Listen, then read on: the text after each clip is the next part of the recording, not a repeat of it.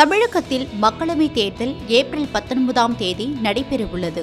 இதில் திமுக சார்பில் வேலூர் தொகுதி வேட்பாளராக கதிர் ஆனந்த் நிறுத்தப்பட்டுள்ளார்.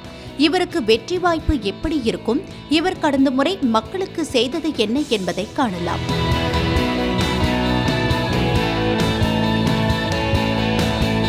மொத்தமுள்ள 40 தொகுதிகளில் திமுக 21 தொகுதிகளில் போட்டியிடுகிறது.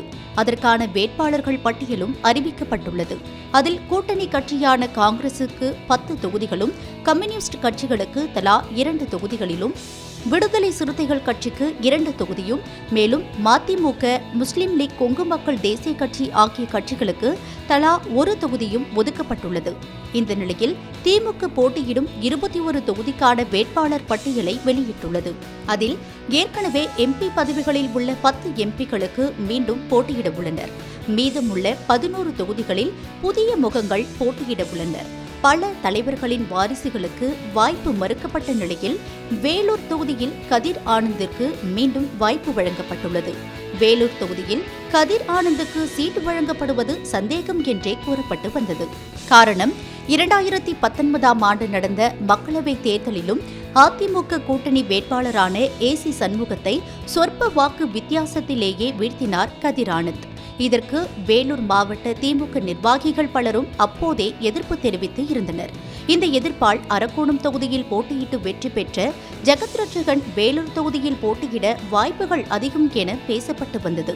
எதிர்ப்புக்கு மத்தியில் மீண்டும் கதிர் ஆனந்த் வேட்பாளராக அறிவிக்கப்பட பல காரணங்கள் சொல்லப்படுகிறது. வேலூருக்கு மையமாக இருக்கும் சத்துவாச்சாரியில் உள்ள சென்னை பெங்களூரு தேசிய நெடுஞ்சாலையில் மாவட்ட ஆட்சியர் அலுவலகம் தொடங்கி ஆர்டிஓ அலுவலகம் வரை உள்ளது. முறையான பாதுகாப்பு அம்சங்கள் இல்லாததால் ஏராளமான விபத்துகளும் உயிரிழப்புகளும் ஏற்பட்டது.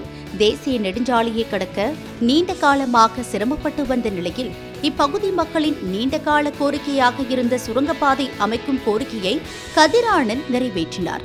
மேலும் வேலூரில் விமான நிலையத்தை செயல்பாட்டுக்கு கொண்டுவர நாடாளுமன்றத்தில் கதிர் ஆனந்த் அதிகமான முறையில் குரல் எழுப்பியிருந்தார். வந்தே பாரத் ரயில் காட்பாடியில் நின்று செல்ல செய்தது, கேவிக்குப்பம் ஒன்றியத்தில் சுங்கச்சாவடி வசூல் மையம் வராமல் தடுத்தது என தொகுதி மக்களின் நேரடி பாராட்டையும் அவர் இந்த முறை பெற்றிருக்கிறார். பாஜக கூட்டணியில் உள்ள ஏசி சண்முகம் வேலூர் தொகுதி வேட்பாளராக அறிவிக்கப்பட்டுள்ளார். வேலூரில் முதலியார் மற்றும் வன்னியர் சமூகத்தை சேர்ந்தவர்கள் அதிகம் உள்ளதால் ஏசி சண்முகத்திற்கு போட்டியாக கதிர் ஆனந்தை நிறுத்துவதுதான் சரியான முடிவு என கருதி திமுக தலைமை மீண்டும் கதிர் ஆனந்துக்கு வாய்ப்பு வழங்கியுள்ளதாக கூறப்பட்டுள்ளது. திமுக தலைமையின் இந்த கணிப்பு வெற்றியை தருமா அல்லது தொண்டர்கள் அச்சப்படி திமுக வேலூர் தொகுதியை இழக்குமா என்பதை பொறுத்திருந்து பார்க்கலாம்.